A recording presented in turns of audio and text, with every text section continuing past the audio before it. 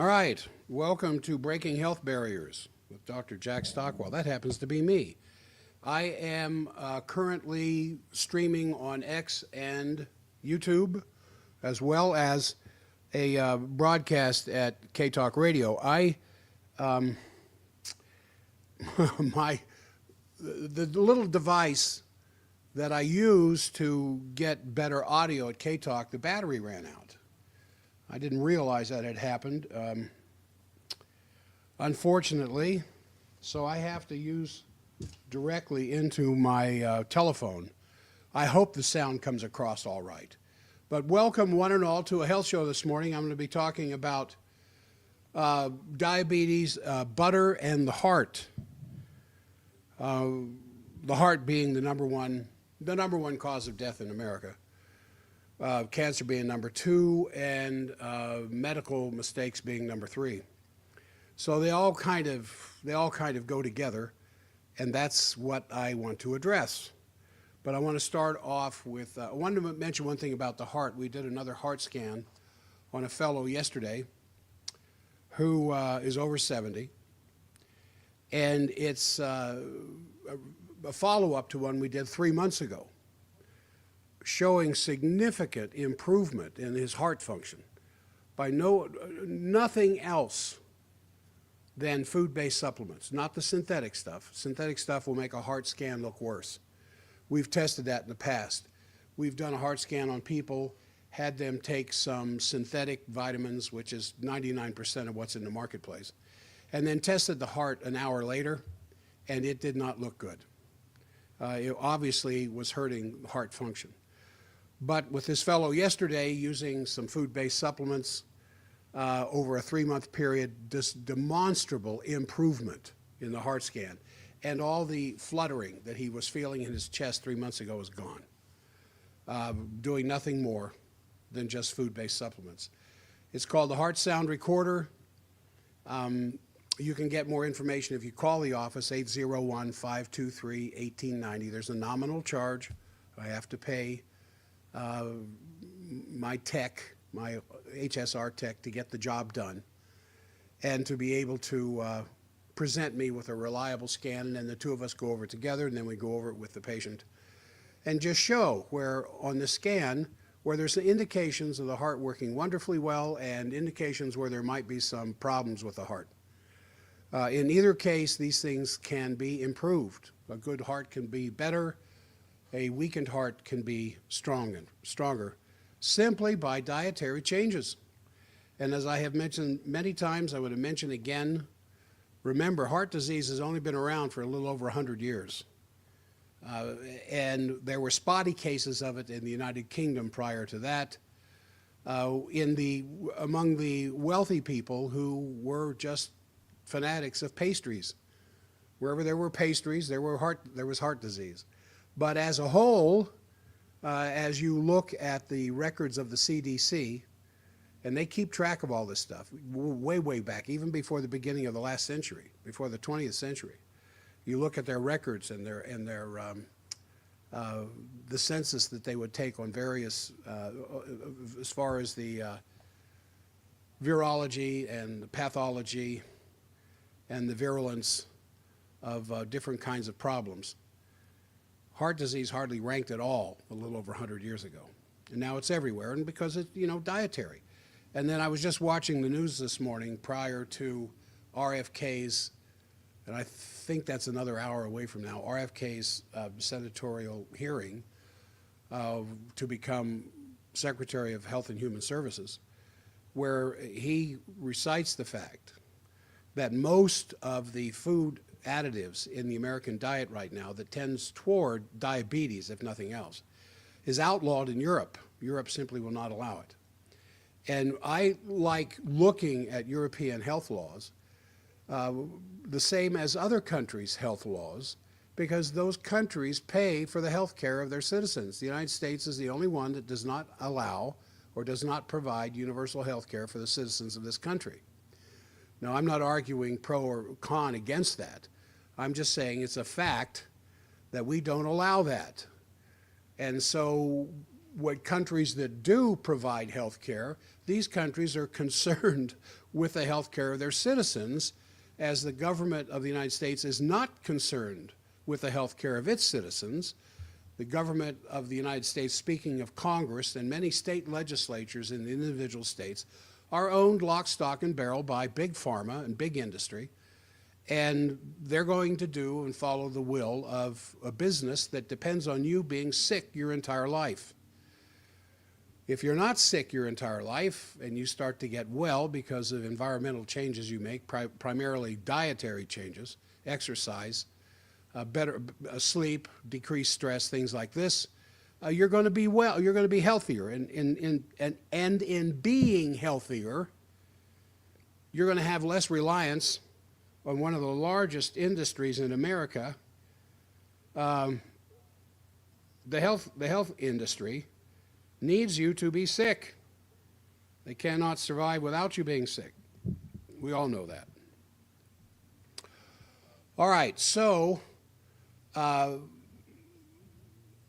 I think the example that RFK gives, and other people are picking up on it, the conservative stations, the left-wing stations, of course, are continuing to promote general sickness among Americans because of the heavy advertising these stations get from Big Pharma. So they, you know, if you're going to listen to the band, you got to be prepared to pay the band. Now, let me turn that down. Now, I think the example they use are McDonald's French fries. In the UK, McDonald's French fries has 3 ingredients: potatoes, salt, and beef tallow. Here in America, there's over 17 ingredients. When you see that person at the fryer frying the French fries and then sprinkling the salt over the fryer, there's an awful lot more in that they're sprinkling than salt. And there's other things in that oil that's boiling there besides soybean oil or canola, whichever one they're using. Both of them terrible for human health. And if you just take a step back and you just ask the question, what the heck's going on here? Well, if you don't already, and I know you, K-Talk audience, do, talking to the other audience out there, don't know that your government is owned by big industry, then you know we've got some learning to do here. And in respect to that, I have some notes here that I want to go over with you relative to. I want to start off talking about diabetes and a landmark study that occurred back in 2002, which would be, what, 23 years ago. Something we learned 23 years ago relative to the body's ability to deal with this terrible, what they call metabolic syndrome, the precursor of diabetes. Now we got diabetes 3. They're talking about a diabetes 4. As we continue to eat processed foods and we continue to eat seed oil produced foods and we continue to sit on the couch and avoid exercise and we continue to live in a high stress environment, we'll probably end up with diabetes 5, 6, and 7 before too long, maybe another decade. The idea of putting a name on a condition rather than looking at the underlying cause of that condition generally is so that you can put a diagnosis to it and then prescribe a drug for it. The 3 Ds that I've referred to before, it's not my designation. I picked this up from other people, especially researchers, the 3 Ds. You have a particular disease that gets a particular diagnosis, that gets a particular drug or drugs. Because modern medicine is oriented towards dealing with the symptoms by the use of drugs, as you well know. Rather than going to the underlying cause of the disease, it's so much easier to sign somebody up to the club for the rest of their life by prescribing a particular drug and letting them know Yes, the bad news is you'll need this the rest of your life, like thyroid medication for the thyroid and other conditions. But fortunately, we have drugs to help you get through this. And when your whole orientation in healthcare, from the propaganda you get in elementary school, that goes through health classes in high school, that goes through undergrad in your pre-med or whatever pre-science classes you're taking, and then especially at med school, everything is oriented around making the body work better with drugs. Drugs for everything, drugs for anything, as one of my mentors in the past would say. Well, according to medicine, there's no known cure for diabetes, which of course is false. There's only one I know of, and it's not drugs.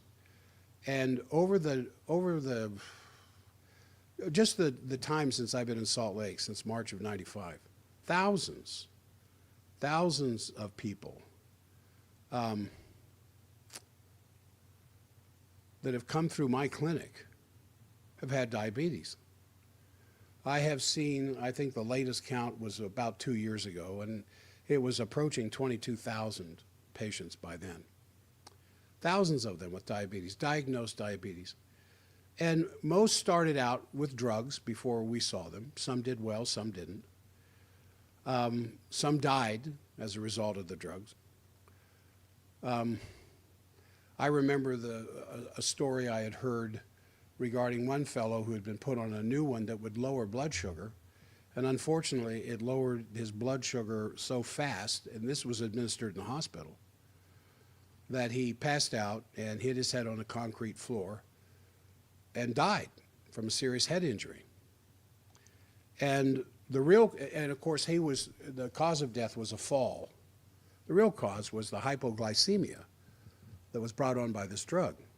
Now, that's rare. Obviously that's rare among diabetes, and especially diabetes drugs like Metformin. Nonetheless, all drugs, including Metformin, one of the most successful drugs in history, will help you manage your diabetes. When we start taking care of a new diabetes patient, we're not treating them for diabetes, because I don't treat anything. What we do is bring them to a greater knowledge of things that they can do themselves to understand why they have diabetes and what they can do to offset those symptoms naturally, in conjunction with their internal medicine or diabetes doctor or whatever else. Because when they start following our protocol, they're not going to need their drugs so much. And that needs to be carefully surveilled by their prescribing physician. But none of these drugs will cure diabetes, whether it's Metformin or what, and there's several of them out there now. I don't need to mention them. If you know somebody that's on any of these, you know what I'm talking about. It doesn't cure diabetes. It just helps to lower blood sugar through forcing the metabolic processes of your body to have certain alterations to it. And it does a pretty good job. But how does it compare to the real thing? Well, there was this, as I mentioned at the beginning of the show, this amazing landmark drug trial for Metformin back in 2002. And you probably never heard about it. I don't know that your prescribing physician, who might be aware of the study, is aware of what really was in the middle of that study that didn't get any publication. And the trial showed that Metformin was incredibly effective in lowering blood sugar.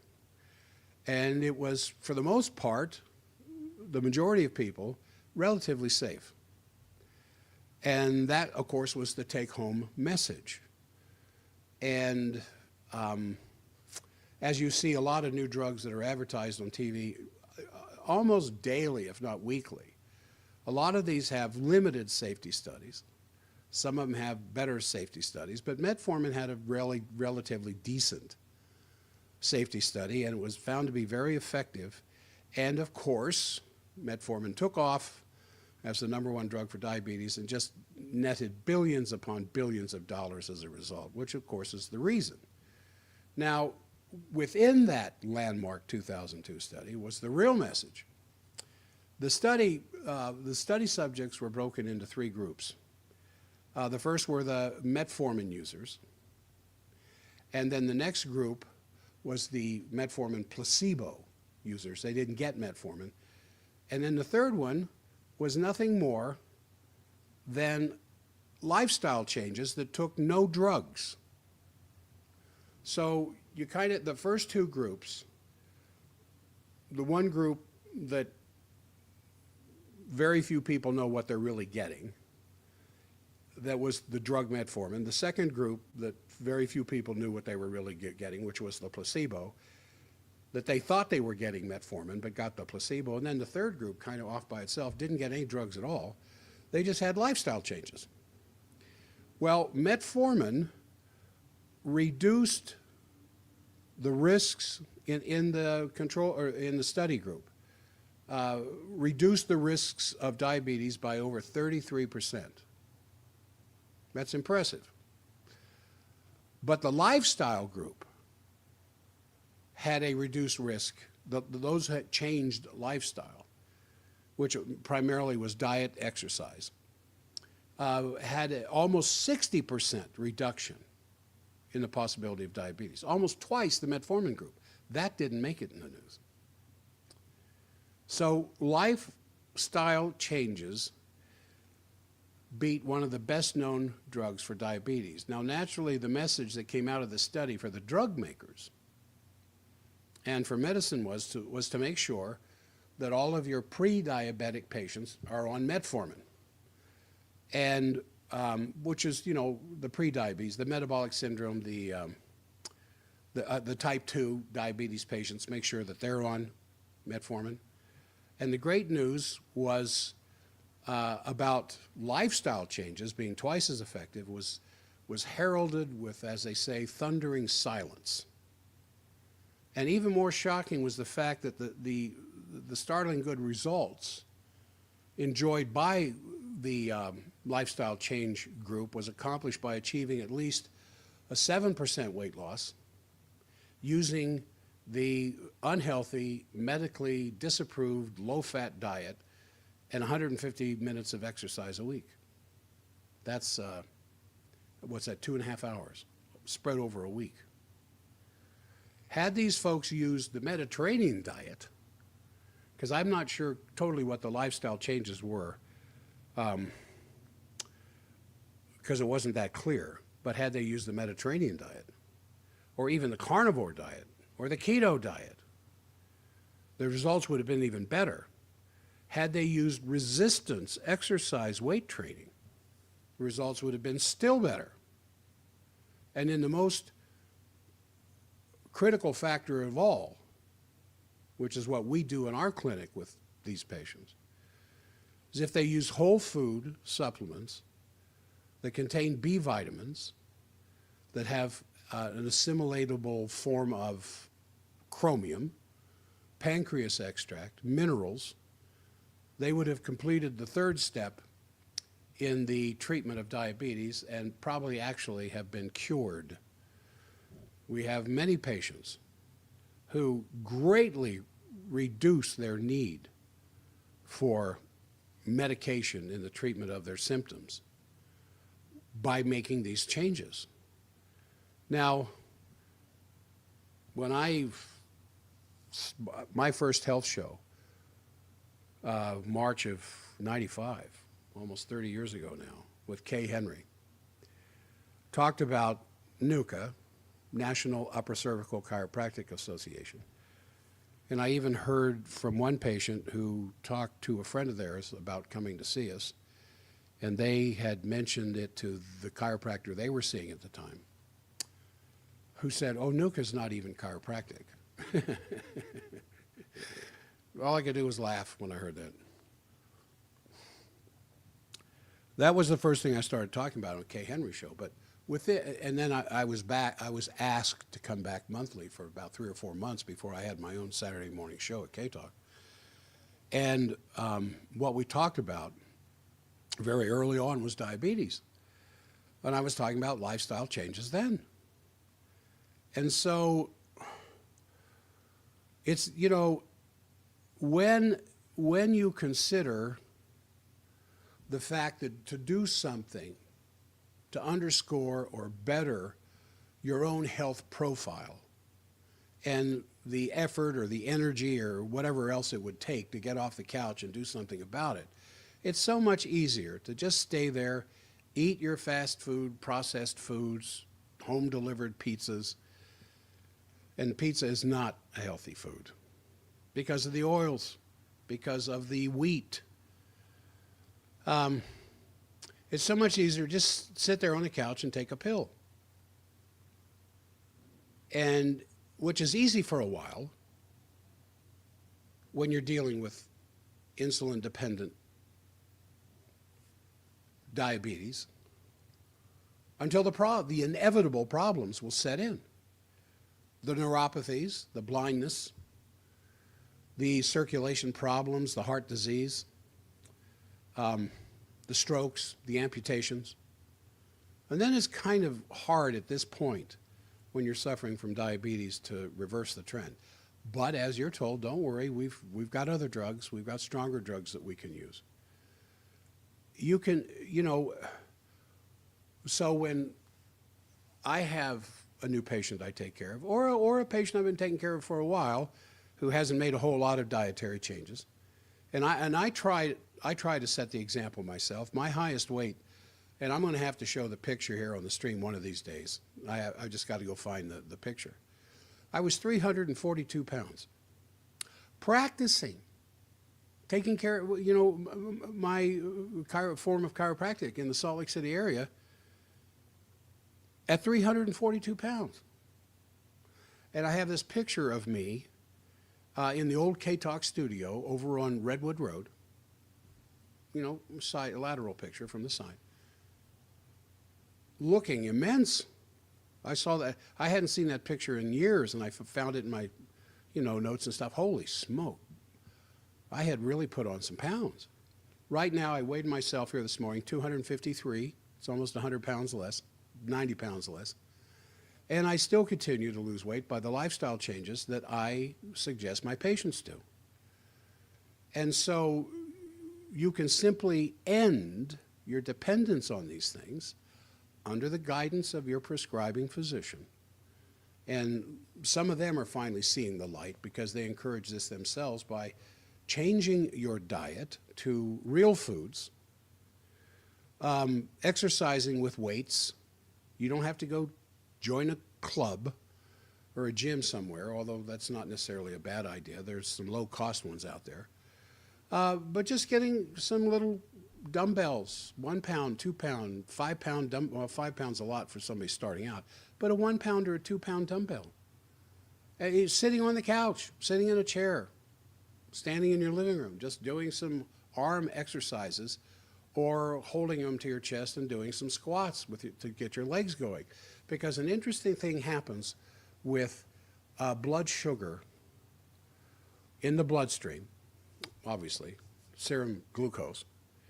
When you exercise with resistance training, you don't need insulin to come out of the body, come out of the pancreas, get into the bloodstream to get the blood sugar out of the blood into the cells and lower blood sugar, because high blood sugar can kill you, low blood sugar can kill you. One, you're in a diabetic coma, the other one, you're in insulin shock. So there's this narrow envelope that we operate in as far as blood sugar is concerned, which I'm going to jump out in the weeds here for a moment. Why don't you starve to death at night when you go to sleep for 8 hours? Why aren't you starving to death in the morning? You may be hungry in the morning, but why aren't you starving when you didn't have any sugar after your little bowl of ice cream you shouldn't have before you went to bed? Say you had dinner around 5, 6, 7 o'clock and didn't eat anything before you went to bed at 10, 10:30. And then you wake up at 5:30, 6 in the morning. You've gone 8 hours with no sugar. Why didn't you starve to death during the night? Because your body switches over to fat during the night when the blood sugar gets low enough and your physical demand is almost nothing other than normal operating procedures inside the body because there's no physical exertion going on when you're sleeping. Your body switches over to fat. And because you've timed your digestive system around this, you wake up in the morning low blood sugar, and you get this trigger to have some breakfast, which I recommend, of course, clean bacon and pasture-raised eggs, but some of you will still go for cereal. I've got some comments about that. But what I do with my patients, the dietary changes that I suggest, and I'm not going to go over that here in this show, other than you've got to get rid of the processed foods and you've got to get rid of the grains. And then I've had a faithful Mormon or two tell me, yeah, but wheat for man. That's not what it means. You have to read the word of wisdom a little more closely than that. And the wheat of 1836, when the word of wisdom was given, is not the wheat that's in the marketplace today, any more than the air in Kirtland, Ohio, 1836, pre-industrialized America, is the same air that's in America today. Let alone, American industrialization, but let alone what's coming over from China that lands on us moment by moment, even here in Utah. Things change. And with the hybridization of wheat and grain, to get grain to grow in low water areas, low rain areas, to get grain to grow with heavy pesticides and herbicides that come through the processing system, is not that same stuff. And this is where the idea of the word of wisdom comes in, that you're a little bit wise about what you put into your bodies and put on the table for your children to eat. So I tell them, you have to eliminate or greatly reduce wheat. Some of the other grains, not so much, but definitely wheat. Start some resistance exercise. If you don't do anything more than get up and walk around the block a couple times. And the supplements that I recommend are 3 Diaplex per meal. Sometimes just 2 is enough. Diaplex. It's at forbiddendoctor.com. 2 Diaplex per meal. 2 Chromium Complex per meal. And 3 Mintran per meal. Mintran is loaded with the minerals, especially trace minerals that you need. The chromium, your ability to tolerate sugar changes in the body is chromium dependent. The glucose tolerance factor is what we call it, and it's chromium based.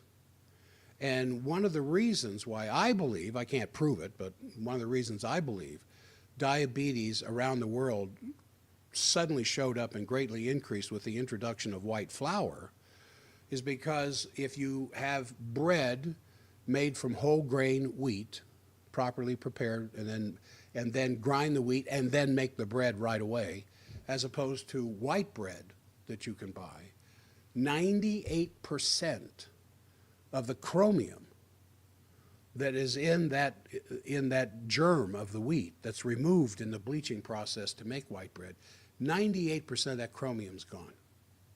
So if your bread consists of white bread, you're going to be chromium deficient. Because you're chromium deficient, you're going to have a hard time handling sugar swings in the body. And you're going to end up having more sugar in the blood than you otherwise should. And what's your body going to do with extra blood sugar that it doesn't need for energy? Yeah, it's going to convert it to fat, which is one of the primary jobs of insulin. Insulin has 3 very important jobs to perform. Number one is to store fat. Any extra energy that's floating around in the bloodstream, the presence of insulin will change it to fat. Number 2, insulin stops slows down the sugar release from the liver so that it can adequately get sugar into the blood cell, into the cells. And number 3, gives an overall balance effect chemically to the body's ability to process sugars. So when you do this, 2 Diaplex, 3 Chromium Complex, and 3 Mintran per meal, you're going to start having changes in your body's blood sugar. You're going to know it because you might get jittery. You need to talk to your doctor to start slowly weaning you off of the diabetes drugs. Now, nutrients in the protocol that I suggest are needed to replenish the nutritional components that have been neglected because of our food choices up to this point. And these are the nutrients that your body needs to properly balance blood sugar. And they're the same nutrients, oddly enough, that diabetics are deficient in. If they weren't deficient in them, I don't believe they would have diabetes. Now, it's going to take some time to rebuild these stores inside the cells of the body with the nutrients that are necessary for your body to adequately handle sugar swings. My experience, it take anywhere from 3 to 6 months, where you're monitoring your blood sugar with, the little units and pull the drop of blood out of your finger when you start this kind of stuff. And then there's other monitors that don't require blood draw. But you want to monitor your sugar levels when you start to do this. Because when you find at different times of the day sugar levels are lower in the bloodstream because of the supplements you're taking than they have been up to that point with just the drugs alone, you need to talk to your prescribing physician about this, because you don't want to end up with low blood sugar. And the blood sugar will normalize in a 3 to 6 month period, depending on how bad the situation is. There's no substitutes that I am aware of for these products. Diaplex has not only digestive enzymes, it has the B vitamins, pancreatic enzymes, and chromium, and much more. The chromium complex has liver in it, plus B vitamins, chromium, and much more. And the Mintran has organic minerals in it that even in the smallest amounts, when you start getting these trace minerals back into the system, other systems in the body will start working better, let alone the pancreas and its ability to handle sugar. Now, the Metformin trial that I'm referring to is a landmark trial showing huge success for the drug. After that trial came out, Metformin was everywhere. And to this day, it's still one of the best-selling drugs in all of history. Yet the response to that drug was dwarfed by the lifestyle changes that were revealed in that report that were twice as good as the use of the drug. Now, quitting junk food, quitting processed food, quitting sugar is tough. Believe me, I know it's tough. But I think you'll feel so much better as I do. I'm 74 as of last October, the end of October. Oh, the 29th of January. So I was October 29th. So let's see here, November, December, January, 3 months later into my 75th year. And I got 8 hours of sleep last night. Sunday, Monday, Tuesday nights for the Monday, Tuesday, Wednesday radio shows, I make sure I had 8 hours of sleep. I woke up this morning feeling good. No muscle stiffness, no jitteriness in my legs, no pain in my joints. I took my supplements when I got up this morning. First thing I did was I take my supplements every morning. That's most of my cereal. And then I've started taking a particular probiotic, Rudieri. I think that's how you pronounce it, Lactobacillus rudieri, or is it Bifido-Luterieri, I forget, to address some things in my gut that I want addressed. Not in the sense of therapy or treatment for a condition. It's just that I want to make sure the gut continues to work. 85 to 86% of your immune system is in your gut, lining the small intestine and the colon, because that's where the greatest invasion into the bloodstream of toxic material occurs. It's bad enough that we drink it, it's bad enough that we breathe it, but most of it comes through what we eat. And so that's where the immune system is, and the healthier your gut, the healthier your body's going to be. So I think I can't, actually, I can't think of a patient that I've put on this protocol or that our nutritionists in the past have, or Trudy does now, that hasn't had wonderful consequential effects from these dietary changes and using the supplements to reboost, reunite, redirect pancreatic function to better handle our problems with sugar. And not the least of which is to add another 5 to 10 years of life when you look at the low lifespan of diabetic patients. So you can call the office if you want more information about this. You can call the office and talk to Trudy, 801-523-1890. If she needs to talk to me about something relative to you, she will. But you know, the truth is, that girl can run circles around me when it comes to nutrition. Her understanding of nutrition as a whole, because that's been her business. That's been her career for most of her life. And I ask her more questions than she asks me. And it's kind of funny because I'm the one with the DR in front of my name. And so some patients will stand there at the counter for 30 minutes and talk to Trudy about this and that and get all their questions answered. And then they'll say this, well, I'd like to know what Dr. Jack has to say about this. And it's just, I appreciate the trust, but I can't add, sometimes I can, but rarely can I add something to what Trudy's had to say to these patients by the time they're done. It's kind of cute. But I'm talking about Diaplex, I'm talking about Chromium Complex, and I'm talking about Mintran. And the icing on the cake would be my long life energy enzymes. So it's really 4 things there. So if you are struggling with the continuing onset of neuropathy, you've been on these drugs for a long time, you've just accepted the fact that you're a diabetic, and you don't have any lifestyle changes you plan on, and you're just going to continue to take one pill after another, and the neuropathy is creeping in, negative changes with diabetic retinitis might be starting to show up with your eyes, circulation problems, lividity problems, heart attacks, strokes, amputations is enough for you by the time these things start showing up.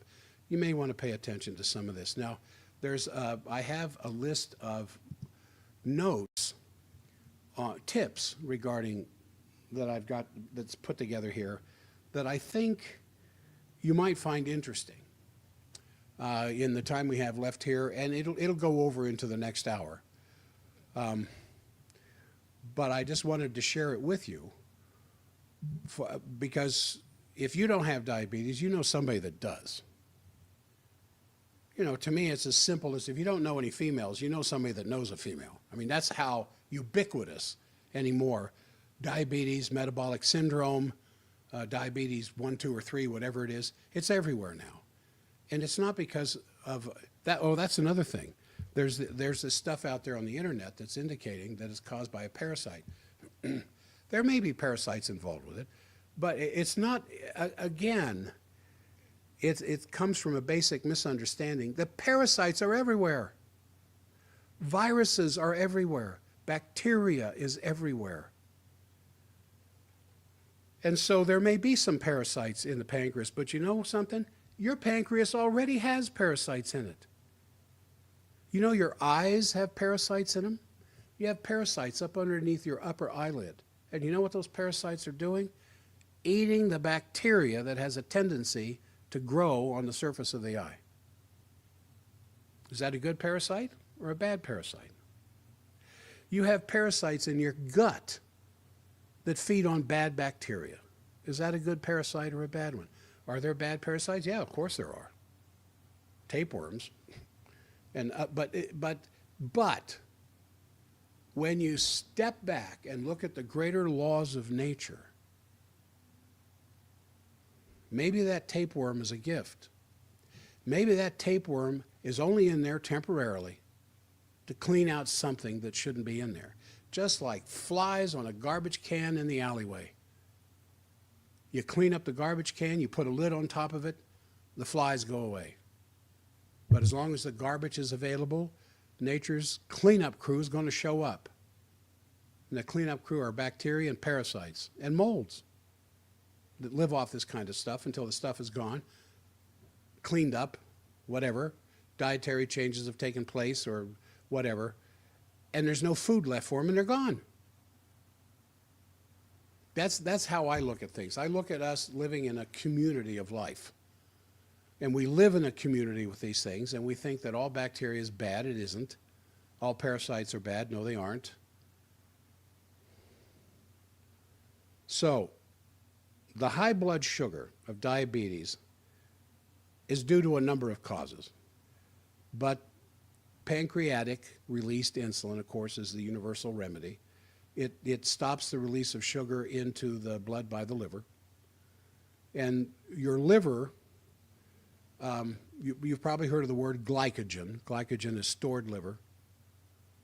There's about, I forget, 2.5 pounds of stored glycogen, I think, in the liver. So that any time your blood sugar starts to drop a little bit, the liver will release this. And what pancreatic insulin is doing, and this isn't for diabetics, this is for anybody with a functioning pancreas, and if you don't have a functioning pancreas, you're not alive anyway. The pancreas will release pancreatic insulin, stops the release of sugar from the liver, and it helps to absorb the sugar that's in the bloodstream into the cells. That's a normal sugar processing system with a healthy pancreas. Now the adrenals and the pituitary, by the joint action of adrenaline and vasopressin, two very important hormones, regulate the release of sugar from the liver.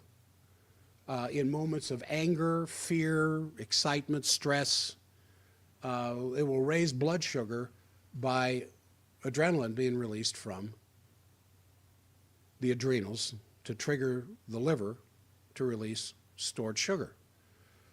We think of adrenaline as being that, the thing that peps us up, that gets us ready to handle the fight or flight kind of stuff. How does it do that? Well, it stimulates stronger contraction of the heart muscle, so there's better blood flowing, but it also releases sugar from the liver, so you've got the gasoline you need. Now, asthma victims who use adrenaline habitually to relieve their lung spasms have a tendency to become diabetic by this effect. The synthetic adrenaline is far more likely to cause diabetes than the natural. And these are studies that came out back in the 30s, 40s, early 50s. Back when I trust nutritional research. A lot of nutritional research that occurred after World War II is based on synthetic products, synthetic vitamins. Up until World War II, nutritional research was based on food-based vitamins.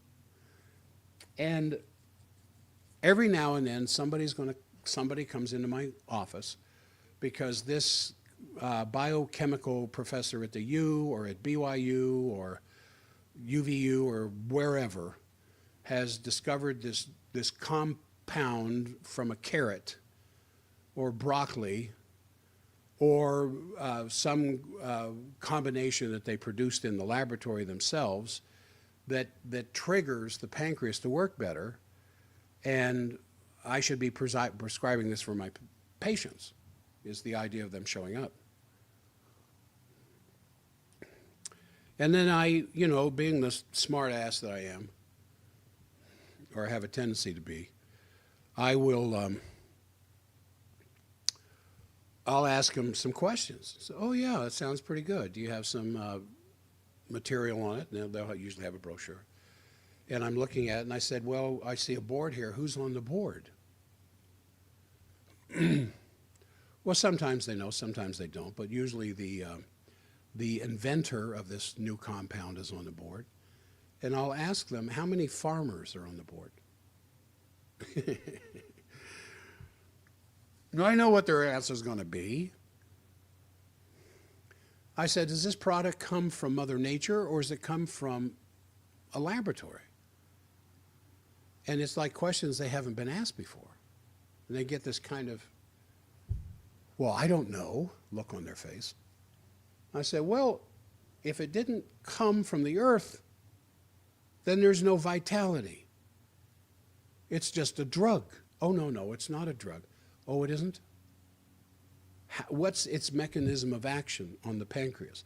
What's its mechanism of action on the heart, or the liver, or the kidney, or the ovary, whatever this thing is targeted for? How does it work? Sometimes they know the answer, sometimes they don't. Oh, it's in that brochure. This is when I know I'm dealing with somebody who hasn't got the slightest concern for the outcome of my patients. So for means of self-entertainment, I'll continue the discussion with them to some degree, but usually I don't. Because they don't know their proverbial from a hole in the ground. And because if it's not coming from Mother Nature, it's a drug. Now, it doesn't have to be regulated by the FDA to be a drug. All it has to do is have a drug-like effect on the body, on human physiology, triggering the pancreas to do this, or triggering the pancreas to do that, or the liver, or the heart, or the thyroid, or whatever else, forcing it to do its normal job that it can't do because it's suffering from malnutrition from the raw materials that Mother Nature made that has somehow disappeared from our diet and has led us to this kind of a condition.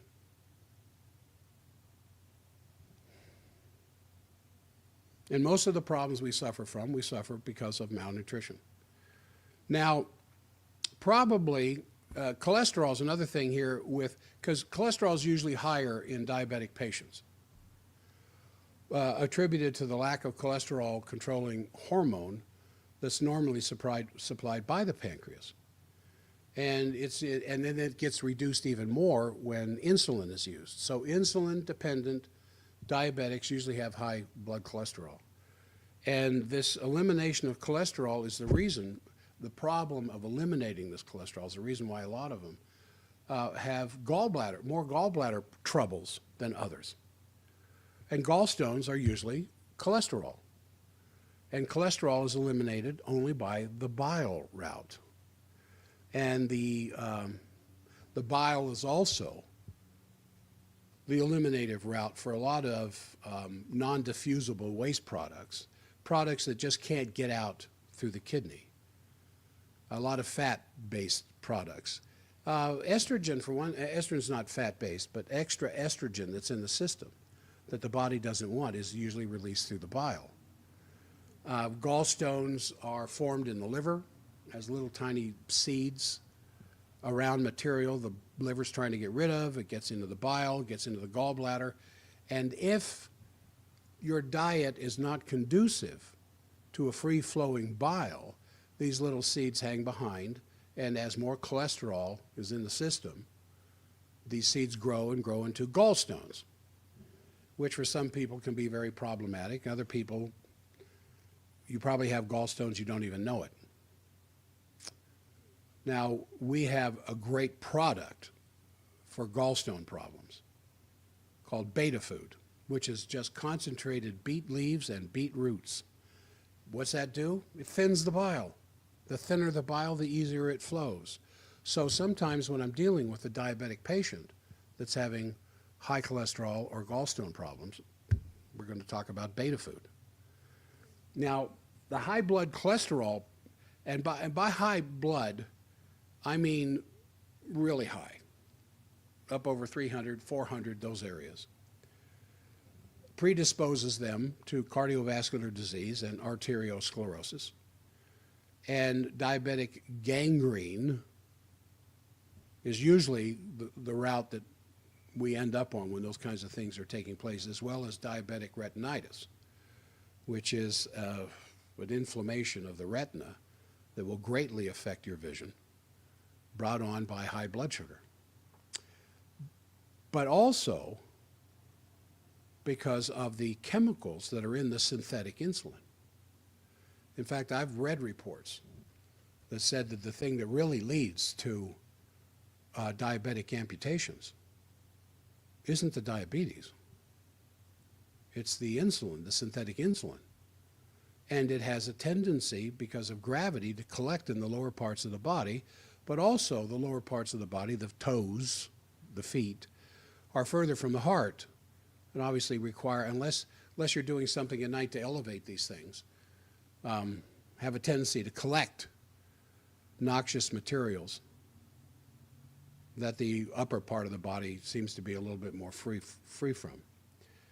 But there's also potassium deficiencies that are associated with this kind of thing. But interestingly enough, no natural sugar, even refined cane sugar, without vitamins and minerals, has a tendency to cause diabetes. Now, studies of various populations around the planet that consume what would be considered above average levels of sugar in the form of cane sugar, coconut sugar, things like this, that seem to have a lower tendency towards diabetes in these populations, so that the argument is that sugar doesn't cause diabetes. And I'm not saying it does. I'm just saying it's one of the causative factors, but it's not, the big bad guy.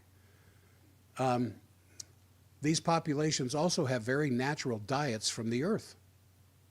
So they're getting vitamins and they're getting minerals along with the sugar that they're eating. So the pancreas has the raw material it needs to get the job done, to produce enough insulin that a higher sugar intake in these populations, it doesn't seem to be problematic. You follow me on this?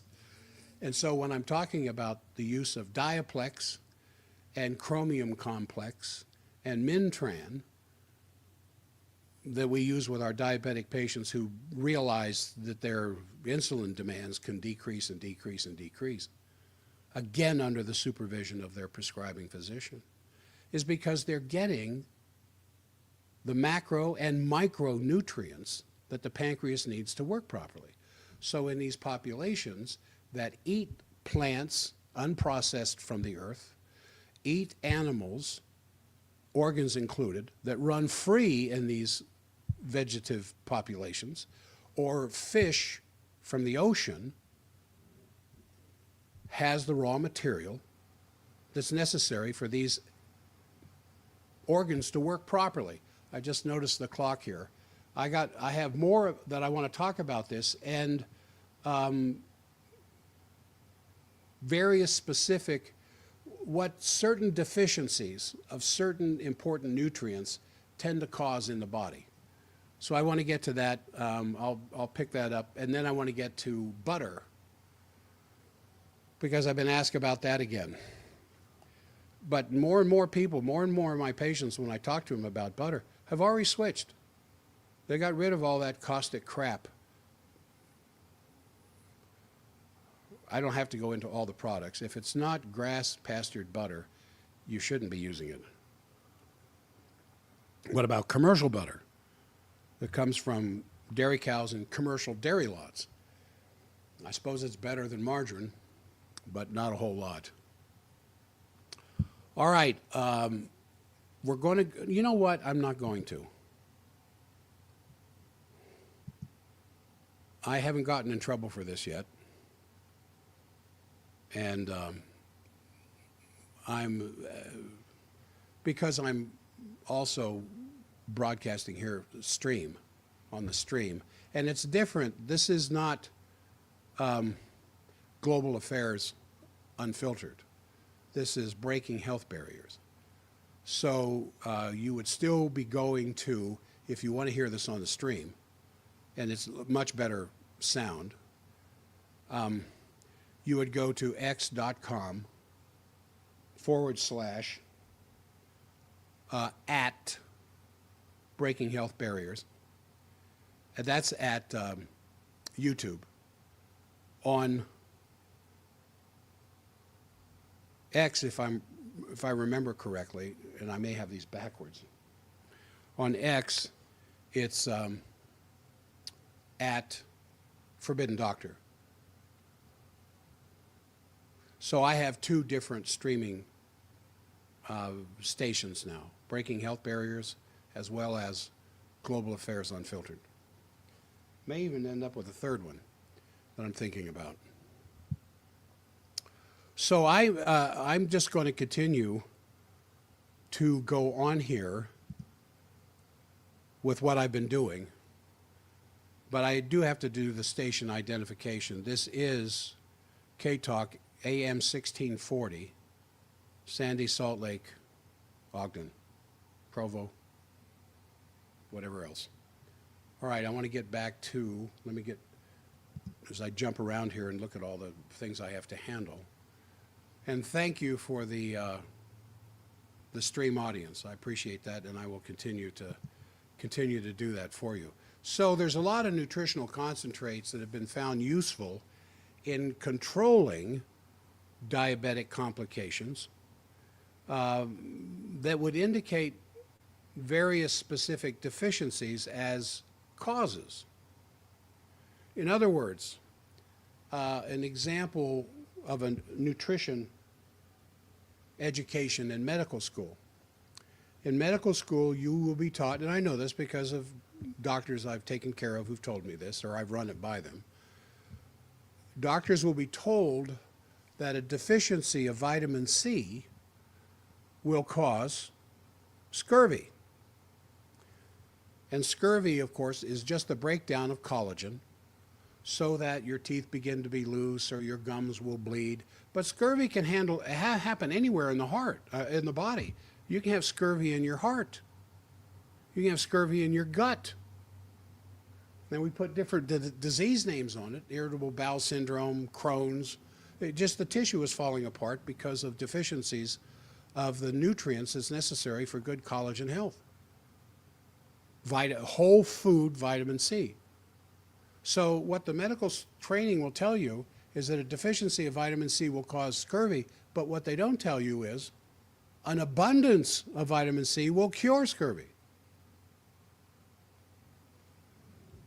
Now I could go through all the different vitamins and tell you the same thing, but I just want to point out something else here. Something that's called inositol. It's one of the B vitamin fractions.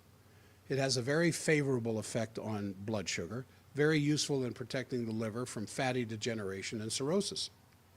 You know that a third of the American population right now is suffering from fatty liver disease. No, excuse me, I didn't say that right. A third of those who are suffering from fatty liver disease are not alcoholics. 2/3 of fatty liver disease is caused by alcoholism. A third of those suffering from fatty liver disease are from non-drinking populations. And when we see certain deficiencies, like in inositol, but other things, the overabundance of consuming fast foods and processed foods and all the chemicals that are in there. The liver has to do something with those chemicals. And if it can't process it through various stages of liver detoxification, it has to store it. Now, the liver doesn't like to store garbage in its own house. It will move the garbage out into fatty areas of the body, like the belly, the thighs, breasts, even across the back in some people, to store these toxic materials that the liver can't clean out through normal biomechanical processes, biochemical processes that Mother Nature blessed us with. But when we have the right kind of nutritional support, the liver has a remarkable ability to handle these things. There is something, well, the vitamin C complex is not ascorbic acid. Vitamin C is not ascorbic acid. Ascorbic acid is a part of vitamin C. Salt Lake City is not Utah, but Salt Lake City is a part of Utah. Ascorbic acid is the antioxidant aspect of the vitamin C complex that has as its heart, tyrosinase, an enzyme that breaks down tyrosine. It also has what's called vitamin P, comes from the buckwheat family. And it has a great effect on controlling diabetic retinitis because it strengthens the walls of the arteries, especially capillaries. It has, there's beet leaf juice that I talked about earlier that's in beta food. Usually relieves the symptoms of gallbladder stasis and congestion. There is a gallbladder surgeon in Manhattan, excuse me, as of 20 years ago, that discovered beta food. And from there on, all of the gallbladder patients he took care of from that point on did not require gallbladder surgery. He just put them on beta food. Beta food turns the bile from honey into water like it should be for free flowing, so it detoxifies the liver, cleans out the gallbladder, and the gallbladder problems go away. Now, conversely, if you have serious gallbladder problems, and the standard treatment for that today is get rid of your you don't really need it anyway.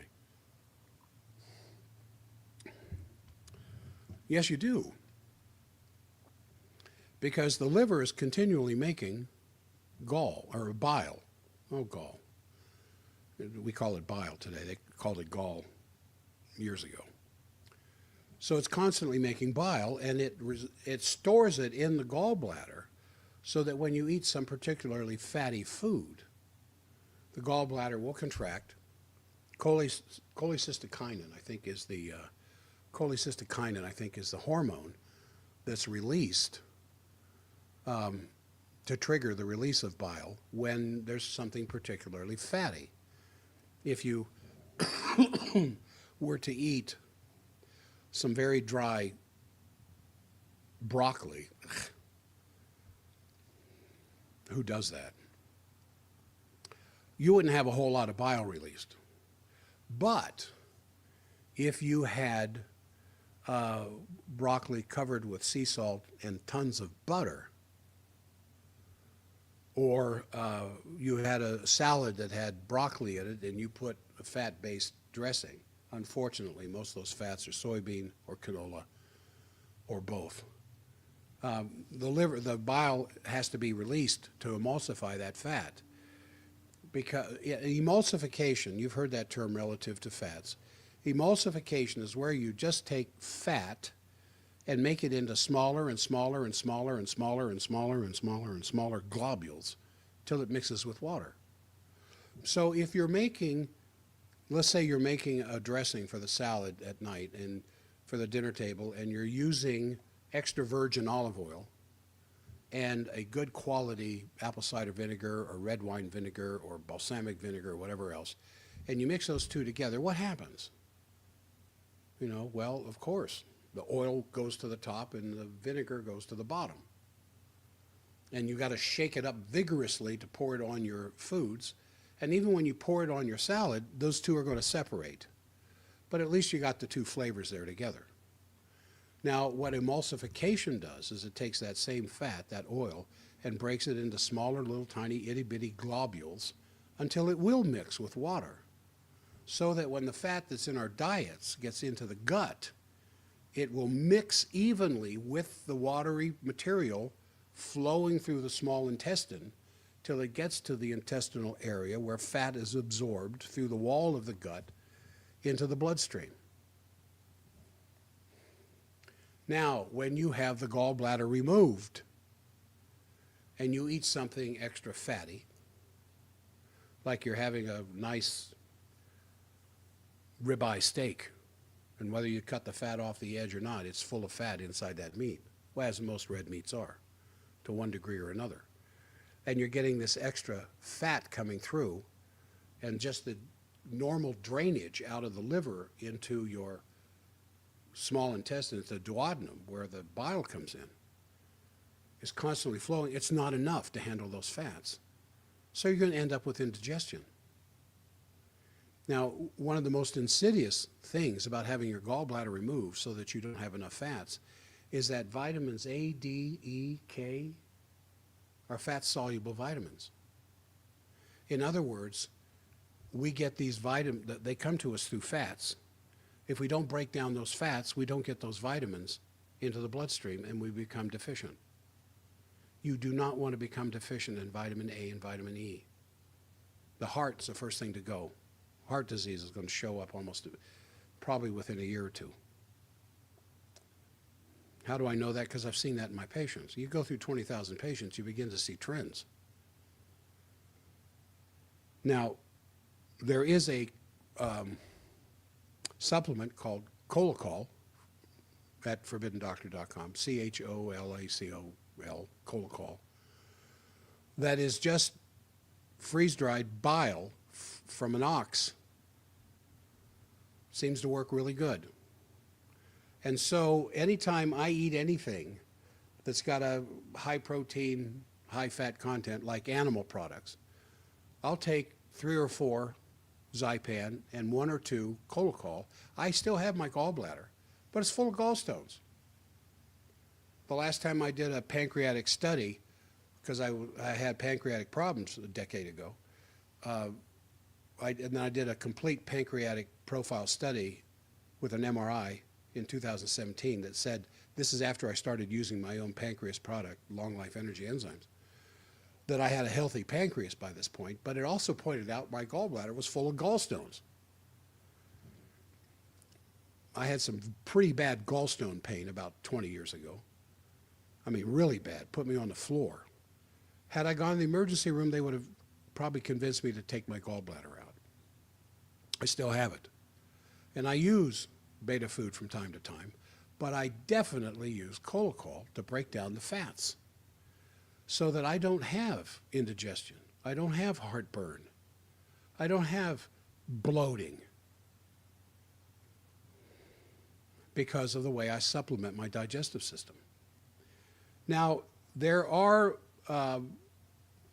some other things that the diabetic patient definitely needs to be aware of, and they need to exclude from their food intake sugar, pastry, candies, soft drinks, anything that contains glucose, which is now in commercial peanut butters. It's right there on the label. The only peanut butter I recommend is the peanut butter that sticks to the roof of your mouth. When you open up the jar, you've got to mix the oil with the peanuts. That's a healthier peanut butter, especially if it says organic. If there is no oil separation when you open up the lid, there's other things in there to prevent the oil from coming out of the peanut, which may seem logical or convenient, but you don't need those chemicals in your body. Again, this is what Bobby Kennedy Jr. is talking about. So, the reason that I mentioned peanut butter is because even it now is showing glucose. Read the label. If you have a craving for sweets, you may need these bile salts that I'm talking about, Colacol, to increase the mobilization of reserve fat that's into the blood. Because when you get more fat into the blood, the body's getting the energy at once, and you don't have so many cravings for sugar. You get energy out of sugar faster than you get it out of fats. I've talked about this before, but I want to mention again. Sugar has oxygen in the sugar molecule. And so when the glucose gets into the cell through the assistance of insulin, your mitochondria going through various processes, not the least of which is glycolysis and Krebs, is going to release that oxygen and into the electron transfer process, create ATP to give you more energy. Fats, however, can be oxidized in the cell, but fats are usually oxidized in the liver and its byproducts, ketones and whatever else will be producing a lot of. I'm greatly simplifying this, I know. There's a lot more complexity to it than what I'm saying. But the important thing is is that that fat has to be mobilized properly. And sometimes when you have sugar cravings, your brain wants energy. That's where the sugar craving comes from. You know, there isn't this little man inside the pancreas saying, well, I'm just going to let the sugar balance go haywire and do the best you can. No, the brain wants energy. Gram for gram, nothing in the body, even strong muscles in a weightlifter, requires more energy than the brain tissue does. And sometimes it's good that the brain gets its energy from fat, but sometimes it needs sugar. And so you get a craving for it. And all I'm saying is some sugar cravings are showing up because you're not getting enough fat mobilization, which is another reason why you might want to use Colacol. Now, the only cereal, I wanted to mention cereal too, the only cereal that is readily tolerated by the diabetic is oatmeal. And I was talking to a patient, not last night, but Monday night, on the phone, or it might have been last night. I said, listen, if you're going to be eating oatmeal, you want the steel cut variety, because rolled oats, in the processing of taking that wheat groat and rolling it out, creates heat. And that pre-cooking destroys the vitamin E that's in there and exposes it to, because of heat, it's destroyed, it's denatured. Whereas steel cut doesn't produce heat. It has a different texture and quantity to it, or quality to it. But I prefer, if I ever eat oatmeal, which I occasionally do, but not very often, I'll have the steel cut variety. In fact, in my some of my food storage, which I have some, I have oats, but they're steel cut, not rolled oats. And oats have a very liberal amount of what's called the vitamin F complex. And it is known to be a benefit to those who suffer from what's known as alloxan diabetes. There's some people out there. Among the protein foods, the Brazil nut has a particular benefit for diabetics. And of the natural vitamin complex, the F complex, vitamin F, the FDA says there's no vitamin F, it's just fatty acids. So when vitamin F was discovered, they discovered it in fats, and it's a part of natural fats. But I still like the vitamin F designation. And the B complexes, vitamin F and the B complexes, are most likely to promote the most demonstrably favorable results for the diabetic as far as food sugar, blood sugar is concerned. Now, honey, what about honey? I'm asked about that. Tupelo honey has the highest percentage of levulose, which is 65% of the sugar that's in honey is levulose. And levulose is harmless to the diabetic in reasonable amounts because it's very slowly absorbed in the intestinal gut into the bloodstream. Whereas 4 ounces of glucose, let's say, let's just say a standard candy bar, maybe a 6-inch candy bar, has at least 4 ounces of glucose in it. That'll be in the bloodstream in 15 minutes after you swallow it. And the amount of the same 4 ounces of levulose that's in Tupelo honey will take at least 4 hours to get out of the gut into the bloodstream. And obviously no insulin is required to level off absorption peaks after this, in these kinds of circumstances. So in my notes here, I have a thing about vitamin E. I forgot about this. When a virus infection persists, whether you have a cold or cold sores, canker sores, even shingles, you want to try shock dosages of vitamin E complex. It would be Cataplex E at forbiddendoctor.com, Cataplex E. 4 tablets 3 times a day.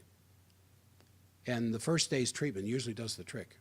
Reverses the effect of cankers, cold sores, fever, blister, even a bad shingles attack. I had a shingles patient the other day I was talking to and completely forgot that till now. My brain, like yours, can only hold so much information. Now, I want to talk to you about butter. I've got several other things I want to talk about.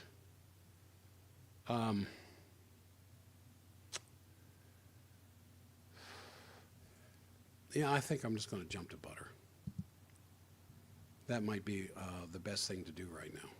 I went back through my recorded podcasts and radio shows and everything else, and I don't see butter in there. So I think I'm safe to talk about this without repeating myself. One thing in my daily prayers, very simply, thanks, Ryan. Appreciate that. Is number one, save me from those that quote me and prevent me from repeating myself. So when the fabricated food folk and the apologists for the corporate farm realized that they couldn't block America's growing interest in diet nutrition, which has exploded since the 1980s, a certain movement would ultimately put an end to America's biggest and most monopolistic industries, and they infiltrated that movement and put a few sinister twists on information going out to the public. And the item number one on the disinformation campaign was the assertion that naturally saturated fats from animal sources are the root cause of the current explosion of heart disease and of the cancer plague. So it was only obvious that butter would end up being bearing the brunt of that attack and was accused of just horrible, terrible crimes. So the diet dictocrats told us that it was better to switch to polyunsaturated margarine, and most Americans did. And I've told the story about how we had a housekeeper when I was in grade school.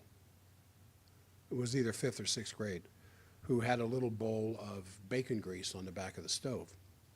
And when she would fry something, she would fry it in bacon grease. And one day my father, after he came home from work and dinner was being prepared, saw it sitting there and just raised Cain.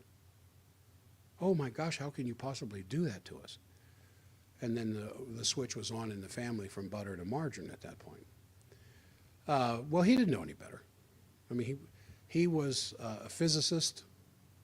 My mother still is a mathematician. So they're kind of looking at things scientifically, but in the words of so-called scientists who had so-called science to give to the American public. And they bought into it, and if I had been in their position, I probably would have too. But so butter almost disappeared from our tables and just shunned as just, food of the devil. Now, it would be, I think, come as a surprise to a lot of people around the globe who have valued butter from grass-pastured cattle as one of the mainstays of their good, robust, ebullient health when they hear this kind of stuff coming out of America. So when Dr. Weston Price, one of my heroes, one of my mentors, even though he died shortly after I was born, studied the native diets back in the 1930s, I've talked about this endlessly, and he found that butter was a staple in the diets of these supremely healthy people. And there was one incident he talks about in his book, Nutrition and Physical Degeneration, where there is this particular isolated group living up in the Alps, where they put a bowl of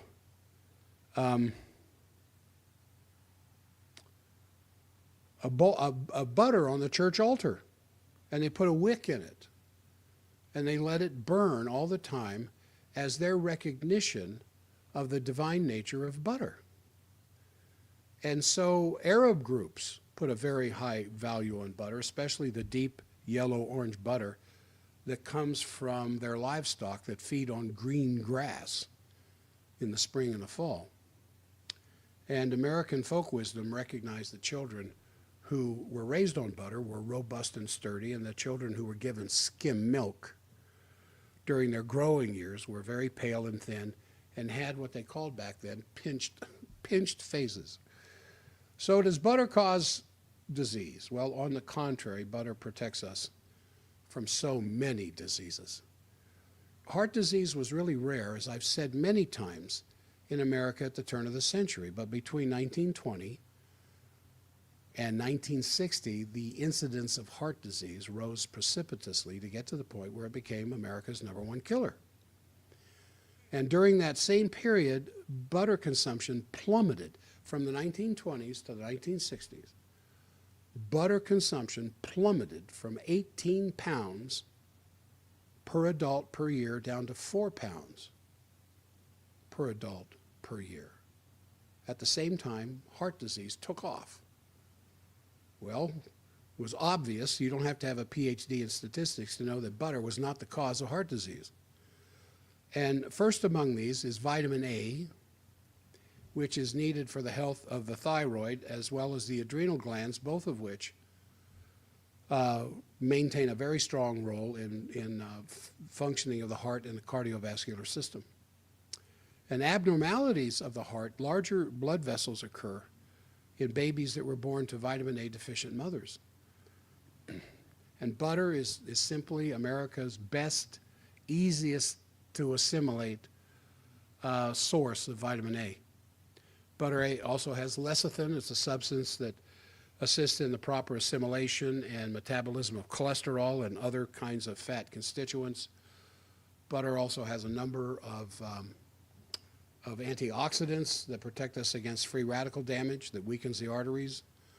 Vitamin A, vitamin E, both in large amounts in butter, have a very strong antioxidant role. Butter is a very good source of selenium, which is a vital antioxidant that contains more per gram than either herring or wheat germ. Butter is also a good dietary source of cholesterol. What? Cholesterol? Cholesterol an antioxidant? Yes, cholesterol is a very potent antioxidant that is flooded into the blood when we have too many harmful free radicals floating around, usually coming from damaged in the processing and rancid margarine and highly processed seed oils. A Medical Research Council survey showed that men eating butter ran half the risk of developing heart disease than those that were consuming margarine. In the 1940s, research indicated that increased fat intake caused cancer. And so the abandonment of butter accelerated. Margarine, formerly just a poor man's food, was accepted by the well-to-do, as I've said in my own family. Not that we were well-to-do, but we weren't oriented towards nutritional research in my home. As we were an average American home. I mean, I had a great life. I had a great upbringing as a child, right through my teen years, right into marriage. I had I had a mother very concerned with the nutritional status of the family to the point where she knew and understood nutrition. And I don't remember there being a lot of sugar. I don't remember there being a lot of candy and junk foods. But this is the 1950s and 1960s. There wasn't a whole bunch back then. So the popular press would neglect the fact that the saturated fats that were used in these anti-butter experiments were not naturally saturated fats, but they came from seed oils. The partially hydrogenated, the hardened fats, the kind mostly you find in margarine, but not in butter.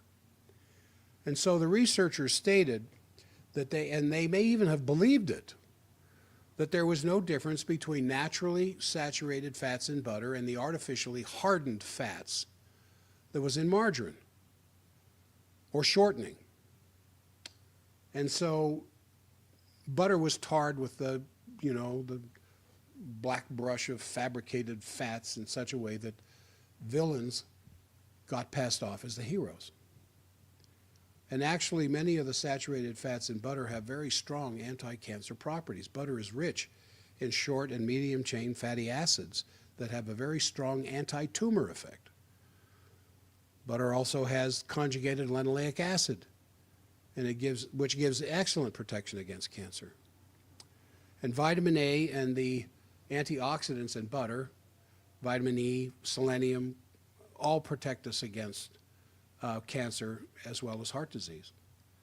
So, and it's just, the foods that come from Mother Nature, that come from the earth, the plants or something that ate those plants, especially healthy plants that came from vitalistic soils where the humus, the top layer, is at least 2 feet thick. And we know from researchers in frontier America, you know who the researchers were, interestingly enough? As the American West developed, the American Indian isolated to reservations, in some places not very good because the soil quality wasn't good. But the researchers, as this expansion took place, and what happened to the American Indian is a story for another day.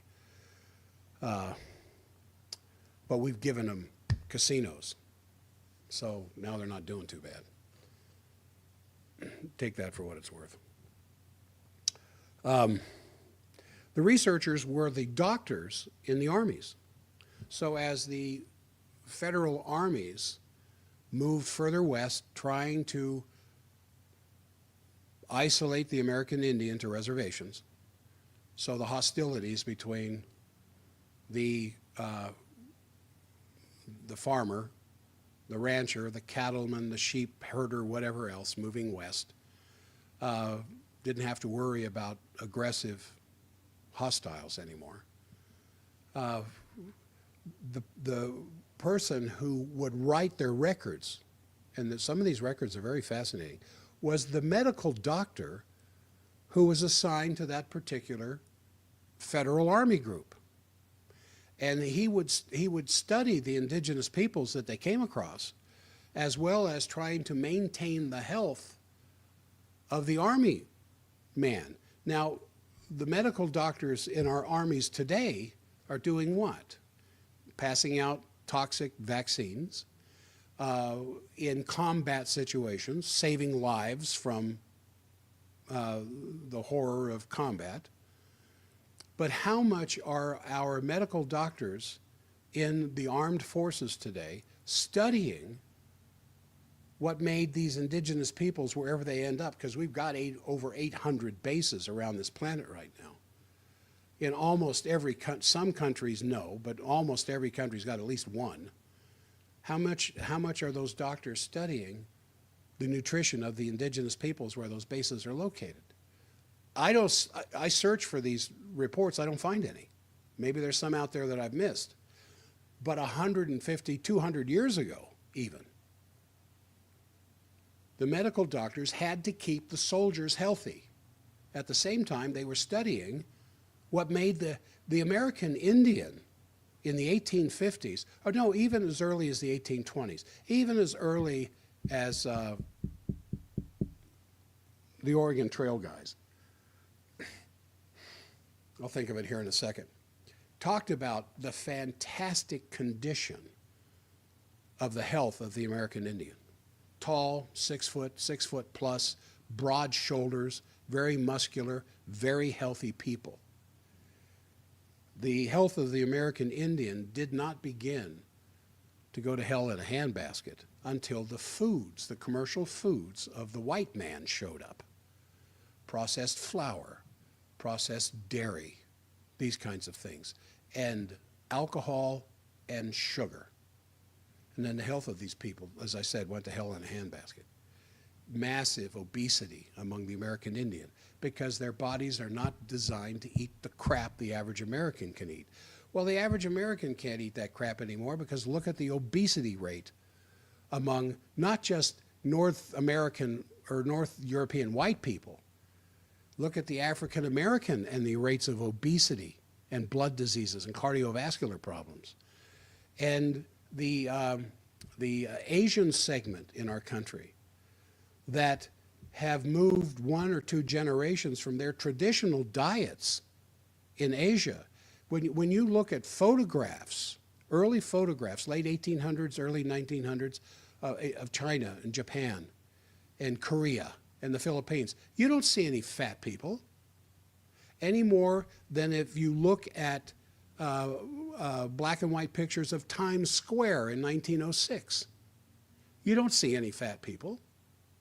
It's not until we got away from our traditional diets and started eating processed foods that our body became burdened with all the stuff it can't process, so it has to store it. It can't process these artificial sugars, so it converts it to fat, and we end up with the obesity rates that we have today. Like I said, you don't have to have a PhD in nutritional science to understand these things. And all the warnings are there, and thousands of books now have been published on these subjects. So the point I'm trying to make here is that when these medical doctors that were a part of this particular army in Arizona or this army in Oregon looking at the Nez Perce, or the army in Arizona with the Pima Indian. The story of the Pima Indians is one of the most heartbreaking stories of all. Some of the strongest, healthiest people in the world. For some reason, when white flour and sugar was introduced, just like a birthday party balloon, just ballooned up to terrible obesity. In fact, one study I was reading in a book on fats, what's his name? I haven't looked at this book for a while. Very famous book on fats. Said, using the Pima Indian as a reference point, the worst case of obesity from Western foods introduced into Native American Indian diets. Anyway, the point I'm trying to make is, when these doctors, boy, I keep coming back to this, don't I? So it must be important. When these doctors who were in the Army, regardless of what state or area of a state, Oklahoma in particular as well, studied these people, they ate animals. They ate the whole beast from head to tail. This idea of oxtail soup, I've never tried it. I'm looking for an opportunity to. I hear it's one of the most delicious things you can eat if it's prepared right. They ate the brains. They ate the liver. They ate the kidneys. They ate the sweet meats, the thyroid, the thymus. They would, the intestinals, they would clean out the intestines and chop them up. That's what chorizo is, for Pete's sake. And they would boil the hoof, the nose, the ears, and clean up and take the nutrients that came out of this part of the animal to make the basis for soups. And so these people had bones of steel and muscular strength that just surpassed the strength of the army men that were out there eating their hardtack and whatever else they brought back from the east that was shipped out to them, mostly white flour and sugar products. And this history, one of the most fascinating nutritional histories I've ever read, was the westward expansion of the American population and what the researchers discovered. And all this information became the Bible of nutritionists at the turn of the previous century. Do you know who the nutritionists were in America in the late 1800s, early 1900s? The dentists. And that's where Dr. Royal Lee came from that tradition, the founder of Standard Process. The dentists knew when they looked at the teeth of their patients what the condition of the rest of the body was. And so they would address it with the nutritional information that was understood at that time, which was simply boiled down to this. And there wasn't very much of commercial foods back then. potted meat that would be in a, you know, the stuff that Upton Sinclair wrote about. But not a lot of processed foods back then. And people had to eat from the earth, and they had to eat their animals. And I remember reading this one account where, as the American progressed, moved further westward, the westward expansion, the 40 acres and a mule and all this kind of stuff, the land rush in Oklahoma that just brought people further west. Most of what they raised on their farms was to feed their animals. And then they would feed themselves from the animals. There weren't huge agricultural projects back then, 150 years ago, raising vast acreages of corn and wheat and soybeans and all. That has all developed in the last 100 years. So they would have farm lots where they would raise vegetables for them and their family, but the majority of it went to feed the farm animals that they would live on the rest of the year, especially during the winter. And this is before the explosion of diseases in America. Interestingly enough, when I talked about how and I started off talking about butter here in this section, I'm going to get back to it. But when you see the elimination of butter in the American diet starting in the 1920s up through the 60s, and make a graph, you know, of amounts and time, and you do the same thing with heart disease, incidence and time, the graphs almost parallel one another. So when I say margarine causes heart disease, it's certainly a contributing factor to it with those trans fats, because those are unnatural fats. So the body has to come up with some means of handling this stuff. And when it begins to be a staple in the diet, it kind of loses ground, and it can't keep up with it. So another reason why I highly recommend Cholacol, CHOLACOL, from ForbiddenDoctor.com. 1 to 2 of them per meal, even if you do have a gallbladder that's not giving you problems. It will keep you from having a gallbladder with problems because it will help you to break down these fats. And anytime I eat anything that has a little extra fat in it, I always take 1 or 2 Cholacols. The immune system can't work without vitamin A. Vitamin A is rich in butter. We know that there's some studies, international studies, that show that the use of these trans fats, these hydrogenated fats, will suppress the immune system. There's this Wolzen factor, the anti-stiffness factor. It's a nutrient that's unique to butter. The Dutch researcher Wolzen, W-L-Z-E-N, found that it protects against calcification of the joints in degenerative arthritis, as well as it protects against the hardening of arteries, it protects against cataracts, it protects against the calcification of the pineal gland. And calves that were fed pasteurized milk or skim milk developed joint stiffness very early in the first couple of months of life and did not thrive. And then the symptoms, and we know this from agricultural colleges that tested this stuff 100 years ago, when the symptoms would be reversed in these calves fed pasteurized milk if butterfat, raw butterfat, was added to the skim milk. I mean, it's all there. We already know all this stuff. But the power of the food industry, because they own Congress, the power of the pharmaceutical industry, because they own Congress. I mean, look at this. As soon as I get to the office, I'm going to turn on the legislative hearings right now with Bobby Kennedy Jr., because this is what he's been saying, and he's getting in all kinds of trouble for this. As I've said before, I've had at least a dozen of my YouTube videos taken down by the FDA because they don't like what I say. I could talk about butter and arthritis, butter and osteoporosis, butter and the thyroid gland, butter and gastrointestinal health, butter.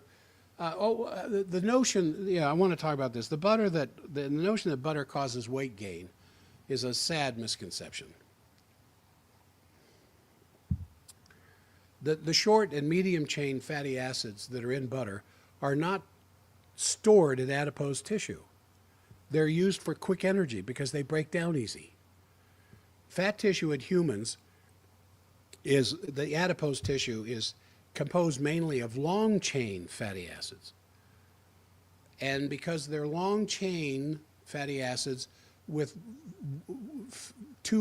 one or fewer bonds, they have a tendency to take a long time to break them down. And so the body will store these long chain fatty acids in the fat. Butter is loaded with short and medium chain fatty acids, and they break down very easy, and your body will use these for energy as soon as they show up.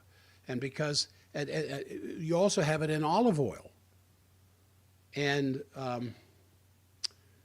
polyunsaturated oils, and because butter is rich in nutrients, it confers this feeling of satisfaction when it's consumed. So could it be that consumption of margarine and other butter substitutes like Crisco would result in cravings and binging because these highly fabricated products just do not give the body the nutrients it needs? A lot of the hunger that we feel inside of ourselves isn't just because our belly is empty. The body is looking for something. And what it's looking for, oddly enough, is found in food. And so you could eat a meal of some fast food or processed foods or whatever and still be hungry. Because the brain looking for in the blood for what it wants is not getting it. Now, there's a lot of factors in butter that ensures optimal growth of children. Chief among them, again, I'm coming back to vitamin A. The individuals who either prenatally, because mom didn't get enough during gestation, that have been, or early in their lives, deprived of vitamin A, tend to have very narrow faces, very narrow skeletal structure, small palates, crowded teeth, and extreme vitamin A deprivation results in babies born blind, serious skeletal problems, other birth defects. And individuals that received optimal vitamin A from the time of conception, and this is something we learned from Dr. Price's work around the world, have excellent, well, they've got broad, handsome faces, strong, straight teeth, and excellent bone structure. And vitamin A plays also a very important role in the development of the sexual characteristics. And we know that calves that were fed butter substitutes sicken and die before reaching maturity. Now, the X factor that I've talked about once before that was discovered by Dr. Price, now believed to be vitamin K2, is essential for optimal growth. And it's only present in butterfat from cows on green pasture when we're talking about a dairy source of K2. Yeah, it's in natto, and there's a few other things out there, but some people don't like that.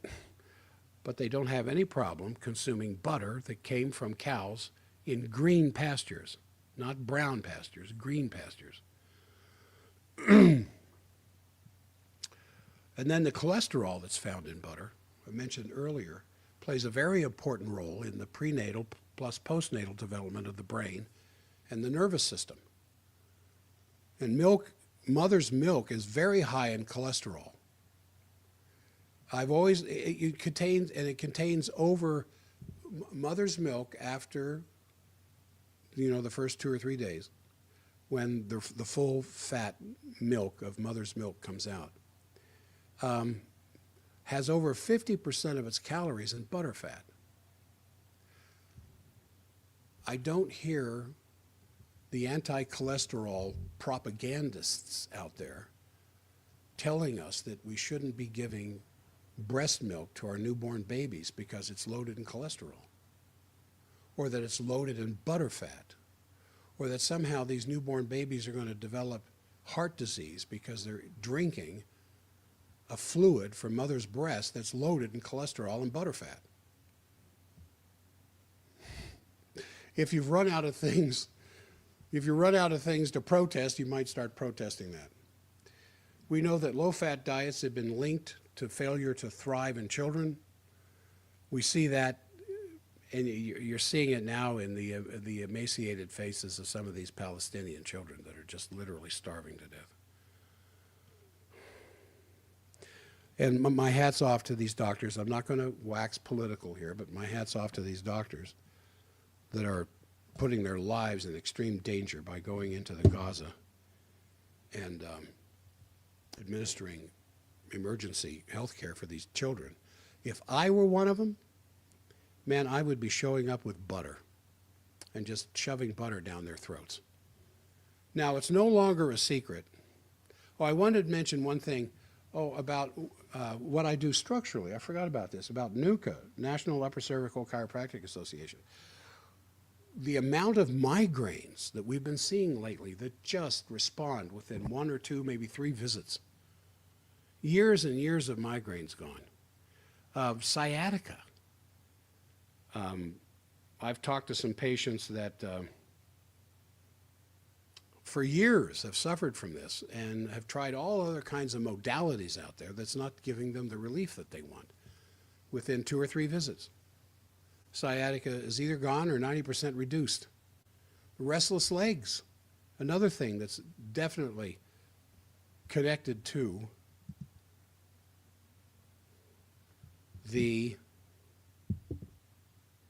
what's going on here? I'm not recording. I don't know if I'm still broadcasting out there to the radio station.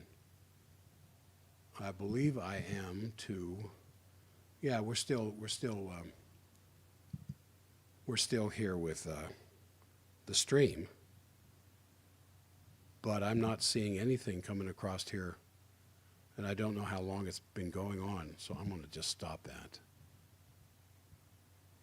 But at some point, it stopped broadcasting at K-Talk.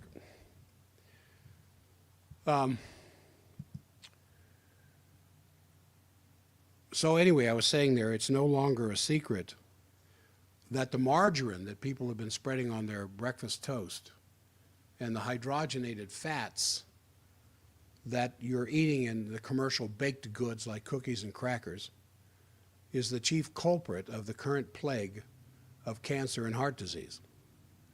And the mainline nutrition writers continue to denigrate butter, recommending these newfangled tub spreads instead. These may not contain hydrogenated fats, but they're definitely composed of highly processed, rancid vegetable oils, seed oils, soy, protein isolates in there, a host of additives. So there's this glitzy cookbook called Butter Busters that's promoting the use of something called butter buds. It's made from maltodextrin. It's a carbohydrate that comes out of corn, along with dozens of other highly processed so-called low-fat commercial products. But who benefits from the propaganda blitz against butter? You always look for the money quotient, the money part of this. And the list is, orthodox medicine, hospitals, drug companies, food processors. But the chief beneficiary is the large corporate farm and the cartels that buy their products. Chiefly cotton, corn, soy, America's 3 main crops, which are usually grown as monocultures on large farms, requiring extensive use of artificial fertilizers and pesticides. And all 3 of these, soy, cotton, and corn, can be used to make margarine in some of these new designer spreads. And cotton, I don't mean the type you wear, I mean the cotton, the oil that comes from the cottonseed.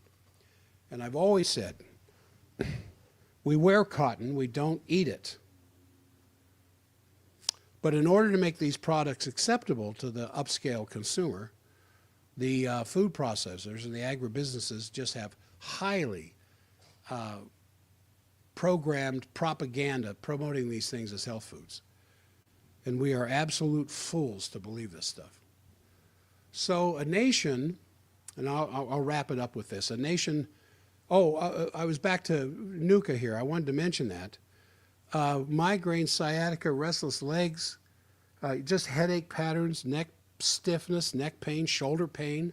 Some people just live their lives with these things, thinking that somehow it's going to go away, or life's okay living like this. It doesn't stop with this. The misalignment of the spine is what causes these things to happen.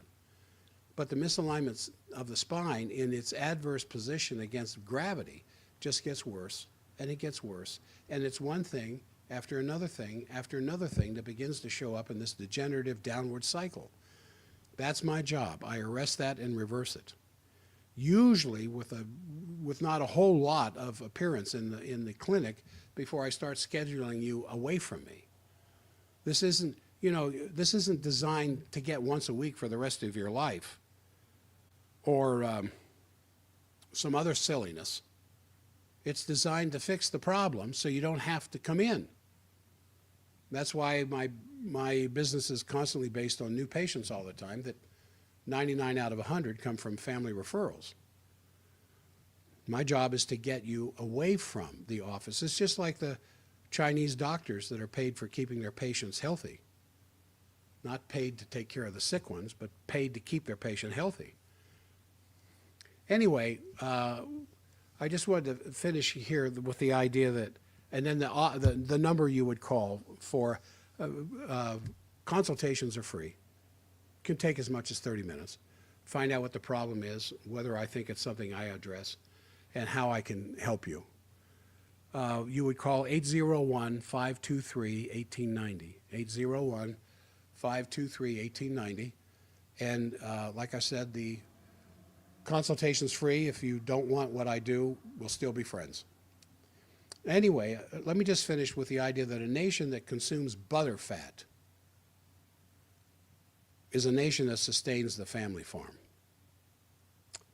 And if Americans are willing to pay a good price for high quality butter and cream from cows that are raised on natural pasturage, I mean, every owner of a small or medium-sized farm obviously will derive financial benefits from owning a few Jersey or Guernsey cows. And in order to give them the green pasture that these animals need to thrive, they naturally have to rotate crops,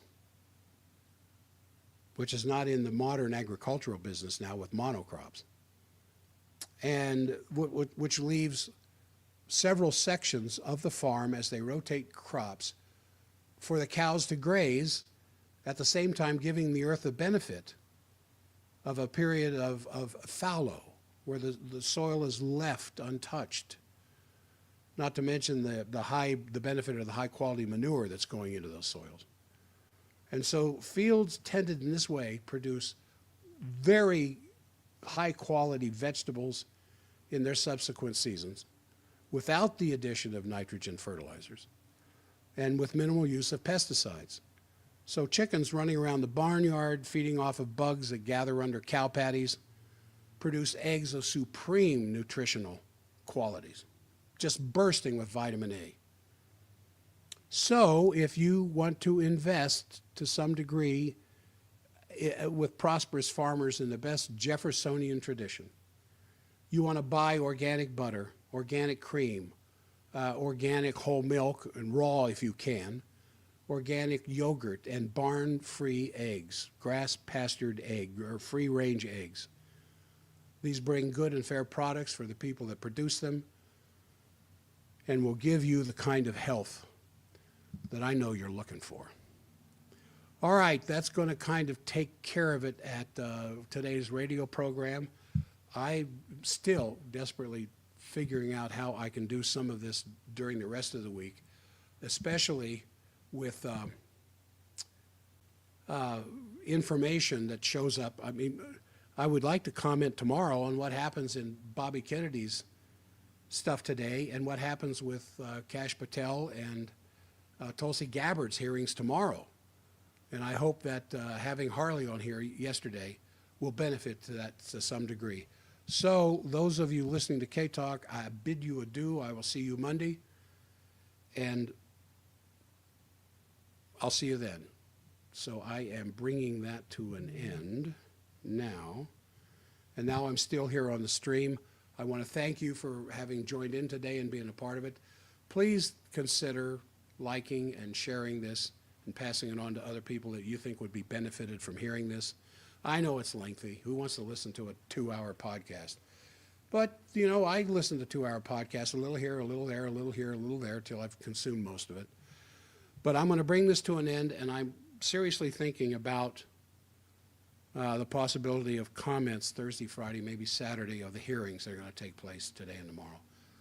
So thank you for your listenership. I appreciate your friendship, those of you who I know personally. And I will talk to you again here before too